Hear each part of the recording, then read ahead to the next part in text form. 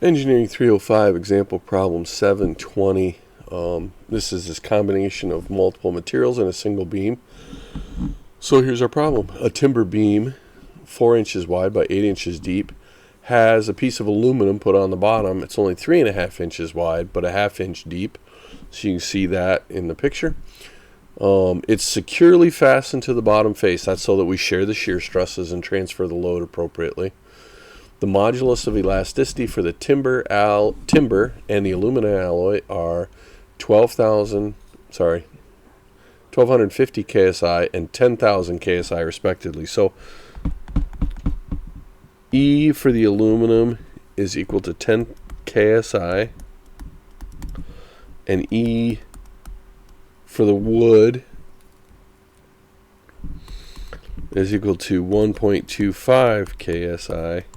So this strength ratio that I talk about, and in this case I'm going to call it E aluminum over E of the wood, is equal to 8. Now I could flip that and call it 1/8, and actually we'll do that in a minute. But the strength ratio there is 8, so the aluminum is 8 times stronger. Determine the flexural stress if each material in each material if the applied moment is 75 kip inches. So write that down. Moment is equal to 75 kip inches. All right. So what I need to do is look at, I've got this beam, and then I've got a little chunk of aluminum underneath it. And now if I want to calculate the maximum stress in the wood, then I'm going to turn this entire beam into wood and take a look at the stresses that way. So that means if this little chunk of aluminum is going to wood, then it's got to be 8 times bigger. So if it looks like wood, then I'm going to have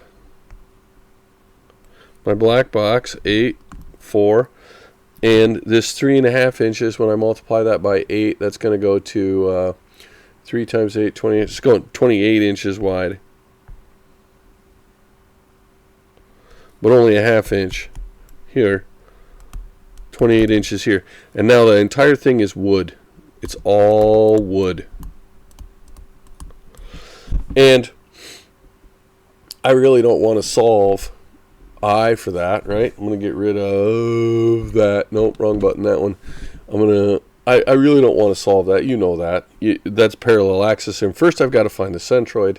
Then I've got to find parallel axis. Then forget it. So, you know, my solution is going to be to, well, I got to drag this over and I'm having trouble with it. So hold on.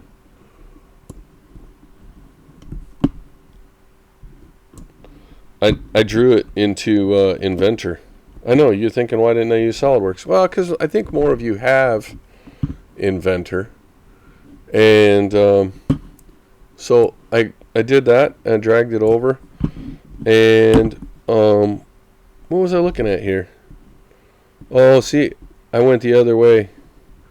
We hit done and undo, and there's my original piece. And the first thing I'm going to do is take everything to wood to find the stresses in the wood. So I take that and I multiply it by 8 times 8.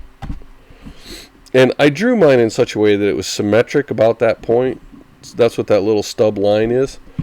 And so then I could just, so it looks correct. And then now pick the regions, that region, calculate.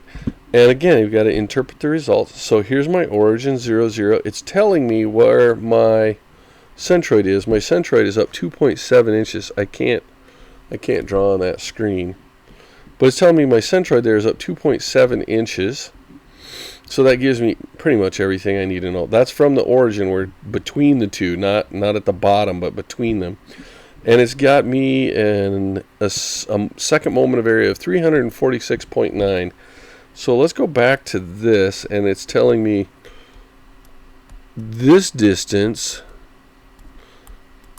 is 2.7 inches. So the distance then here, because that's the distance to my extreme fiber, C is equal to 8 minus 2.7 is equal to 5.3 inches equals C.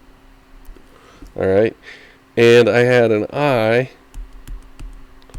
equal to, well, 346.9 inches to the fourth. And now I'm actually going to look at that a sec, yeah. 346.9. Good answer. If I want my maximum flexural stress, MC over I equals, and they gave me this from the problem statement. There you go. Problem statement, 75 kip inches is the moment. I actually wrote it down up above, didn't I? So I wouldn't forget. My C was equal to 5.3. It was kind of showing up on the screen. 5.3 inches. And lastly, I was equal to 300, I don't know if I write 347, 346.9 inches to the fourth. Do my units work out? I got an inch in, an inch there. Those are going to cancel with 2 inches there, so I get pounds per square inch. Good. I'm going to multiply that out. If I would do that, well, I'm going to pause while I multiply it out because I got a couple answers floating in my head, so hold on.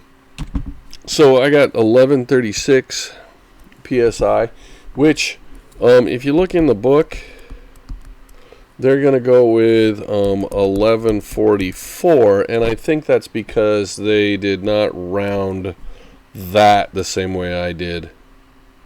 And they have a slightly different answer, but that's good. Now, then this is where the book and I are going to differ a little bit. They said, okay, now we also need to find maximum stress in the aluminum.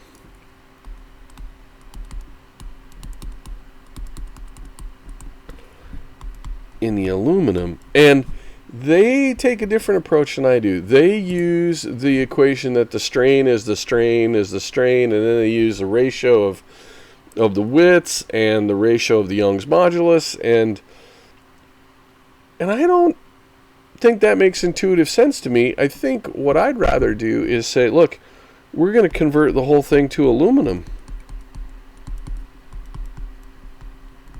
So if I grab my model again, and I'm going to hit done there. I got to find my mouse, and I'm going to undo that change, and then I'm going to say, if this were aluminum, it would be 1/8 the width. So that would be divided by 8, because that's that strength ratio. Now I've got this thing, which really looks like the other, just narrower. Kind of, it's got different proportions, I guess. Region properties.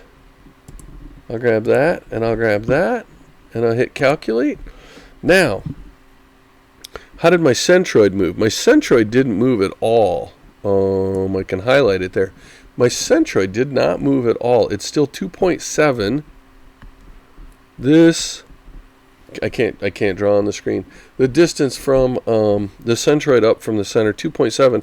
So now the distance to the extreme fiber in the aluminum is 3.2. Sorry about that. It's 3.2. But now I have a new moment of inertia, 43.359, and that's, I need the one in the X, not in the Y. So 43.359 I equals 43.359 inches to the fourth. C was now equal to the same 2.7, but I got to add the aluminum. Wait, do I have to add the aluminum? Let me take a look at that a sec. Y is 2.7, so yeah, that's going to become 3.207, and that's probably going to lead me to some errors, but that's okay. C is equal to 3.2, and I'm going to write that just, it's 2.7 plus 0.5 is equal to the 3.2 inches. Just for some additional clarity there. And now stress is equal to MC over I, 75 kip inches, C is equal to 3.2 inches, and I is equal to 43.359 inches to the fourth. Let me hit my calculator a sec. So that got me 5,535 psi. If I compare that to the book has an answer of 5550 psi book, but they did it a different way. They used the equation. They used a combination of other equations. They were comparing the strain in one to the strain in the other, and then they substituted the strain in the aluminum divided by Young's modulus. Well, let's walk through it a sec. If you remember, let me grab this equation. The very first equation from the chapter, or from this section, was this. And we're doing this just for giggles, so some of you might want to hang up, but the strain in B material is equal to B over A times the strain in A material. And that's just reflecting that strain, depending on the proportional way, but that's where we started. And then they substituted that strain in B was equal to sigma B over Young's modulus for B is equal to B over A, and then they substituted this stress in lowercase a divided by Young's modulus for A, and then with one more transformation, the stress in B was equal to B over A Young's modulus of B divided by Young's modulus of A times the stress in A. And they substituted into that. Well, if we say that B is equal to the aluminum, then we're looking at a ratio of the widths. We're looking at a ratio of the Young's modulus, and then the stress that's calculated before, and you wind up with the same answer. So sorry, this is not the widths, that's the distances from the neutral axes. So anyway, but that was their approach. I think this makes a little more intuitive sense. If we're looking for the stresses in the aluminum, convert your structure so that it's entirely an aluminum structure, and then you can go from there. So there you go. Beams of mixed materials. Don't worry, there's more coming.